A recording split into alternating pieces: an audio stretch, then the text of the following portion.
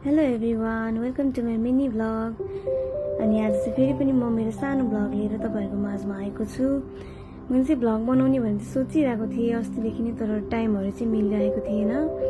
अनि आज चाहिँ फेरि मेरो डे अफ नै परेको छ, अनि म चाहिँ भ्लगहरू चाहिँ प्रायः जस्तो डे अफमा नै बनाउने गर्छु।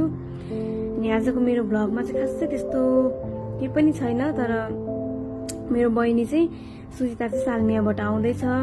भोलिदेखि उसको भ्याकेसन सुरु हो नि त, भोलिदेखि ऊ नेपाल जाँदैछ नि त, त्यही भएर ऊ पासपोर्ट लिनलाई चाहिँ अफिसमा आएको रहेछ। अनि मलाई पनि भेटेर जाउँ न त भनेर भन्दै थियो। अनि भेट्ने, अनि अर्कुट मल पनि घुम्ने भनेर चाहिँ भन्दै थियो। हामी त घुमिरहेकै हो अर्कुट मल, तर अब ऊ चाहिँ बिचरा सालमियामा बस्छ नि त, अनि उसको लागि चाहिँ नयाँ हो नि, त्यसैले अनि म चाहिँ उसलाई भेट्न जानको लागि चाहिँ रेडी हुँदैछु यसरी। यहाँ चाहिँ मैले एकदमै सिम्पल मेकअप गरेको, गाजल लिपस्टिक, अब त्यही त हो नि होइन।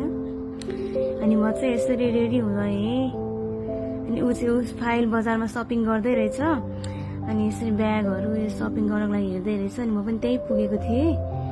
अनि हामी चाहिँ अर्कुट मलमा यसरी घुम्दैछौँ, अनि मैले त्यसलाई घुमाइदिँदै थिएँ। अनि त्यसलाई चाहिँ म यही मेरो भ्लग मार्फत नै have a safe journey, enjoy your vacation भन्न चाहन्छु। अनि हाम्रो दिदी पनि ऊ बिचरा ड्युटीमा हुनुहुन्छ, छुट्टी नमिलेर आज ड्युटीमा हुनुहुन्छ।